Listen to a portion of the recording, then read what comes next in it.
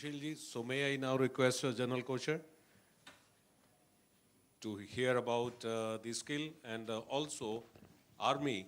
As they say, many times the safety starts from automotive, though from aircrafts and all, but automotive, and then it percolates. So security aspects also, Army would always be at the forefront. So let's hear from General Kosher, and also he will speak about the skill development. Thank you. Thank you, Vivek. Hearing Vivek in his opening address and hearing Himalaya, I thought I'm in the wrong session. I thought I'm in the Army session. They were talking about Army, all the way down. So that has incited me not to talk of IoT, but to talk about Army. Okay. So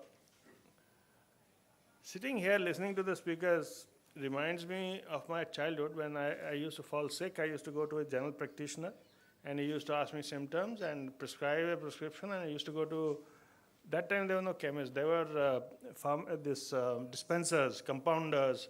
So they had chemicals, and they used to mix that and give you a mixture. They used to call it mix, and it used to work very well.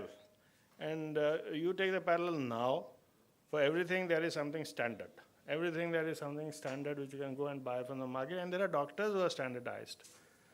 So when I became mid-aged, then I used to go to a hospital, and in the hospital, the biggest medical knowledge holder was the medical specialist.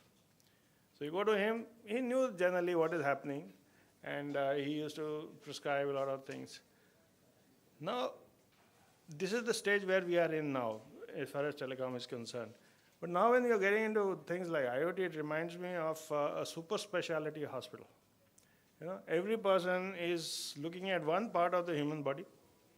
If you go to ENT specialist, he'll talk only about your eye, ear, nose, and throat, and you tell him I have a stomach, he says, not my job. You go to somebody else.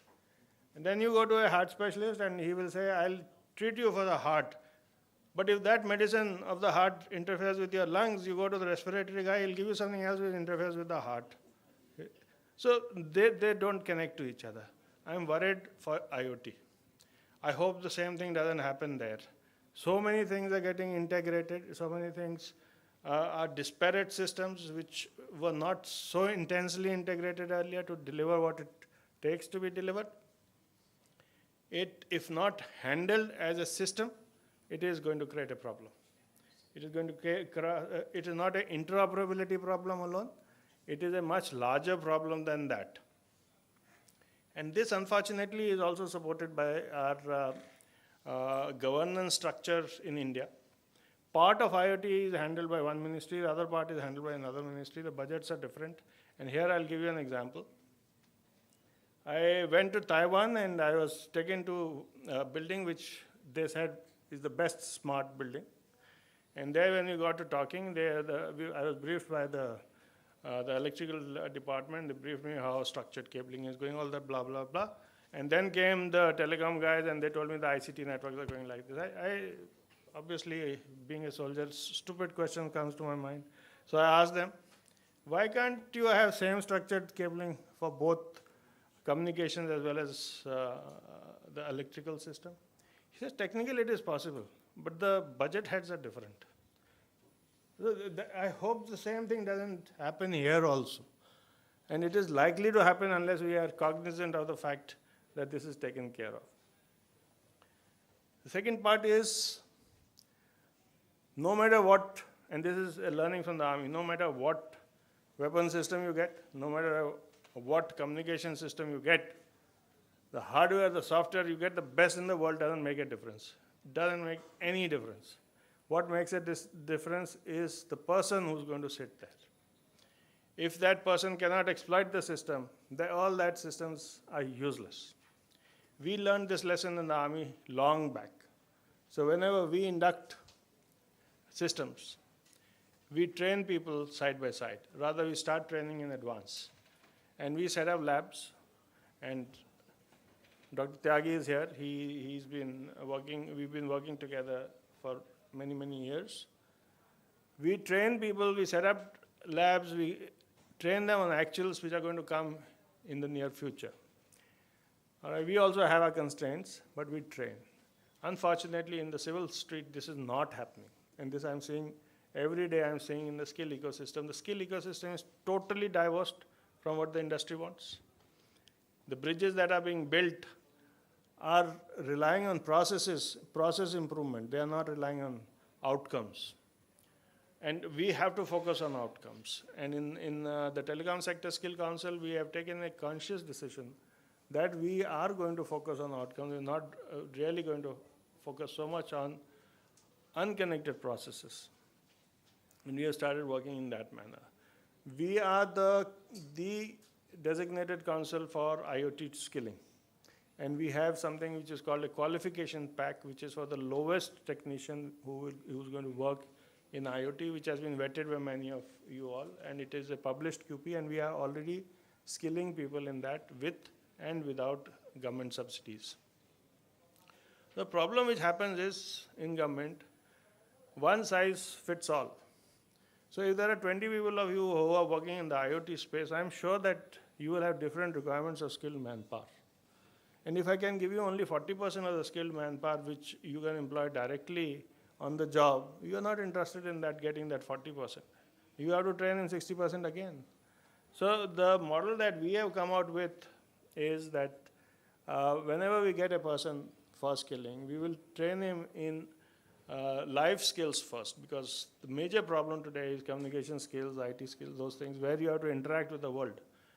Most technology people cannot interact with the world, I'm sorry to say. And they have to be skilled in that part as appropriate to that level. So that is the first level we train in. Second level we train in is in the common subject matter skills, which makes the person 60 to 70% ready for that sector. And the third is what we call the vaulted skills. Now, if Vivek wants people for his company, after that 60%, he should take them to a vaulted area. And those people should be trained there. It's like a vaulted production area. It's same factory manufactures Samsung, LG, but they're all vaulted. They have a Chinese wall in between. So that is the manner in which we are developing this. And it is very important that we have very close interactions with you all. And if you tell us what your requirements are, we will scale, we will create syllabuses accordingly. Let us do what we are best at doing. You do what you are best at doing. And we will supply you trained manpower as and when you require. Now, it is also necessary for me to say that how is IoT relevant to the defense forces? And this, Vivek, you must listen to. IoT has come into civil parlance only few years back. Much before that, much before that, we were already talking about net-centric warfare. We were talking of net-centric environment, and in Indian defense environment was supposed to become net-centric by 2022. We are somewhere there. We are not really reaching the 2022 goal. What does it mean? It means that all our weapon systems, all our logistic systems, and all our control systems will get integrated over the same network. And net-centric warfare means if we can also use these systems over the net with appropriate human controls, then it becomes net-centric warfare.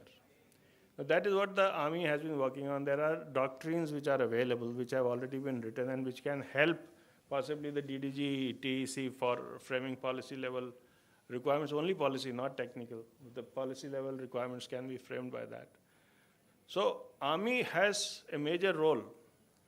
Defense forces have a major role to imbibe IoT. And whenever you are deliberating on IoT, please don't forget the defense forces. They will be one of the major players in that.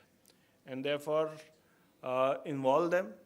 And the three aspects that Vivek mentioned, the roadblocks, the one is security, the second is skilling, and third is legacy, have existed in Army for donkey's years, and we have lived with it. We don't throw away legacy equipment just because new equipment has come in. We take it along and we utilize both types of equipment. Our manpower is not trained only on legacy equipment, they are trained on both. So therefore, if a person is today working in legacy system, he can't say that no, new system has come, I can't work on this. No, you have to work on this because you are trained on that. So we have upskilling already inbuilt. We have reskilling already inbuilt. Now this is something that the civil world is trying to copy. But they unfortunately are not taking many lessons out of the Army. The Army actually is a closed book. But having been given this opportunity, I thought I must speak on this rather than speak on IoT, for which you have a lot of experts sitting here and from whom I myself will learn. Thank you very much.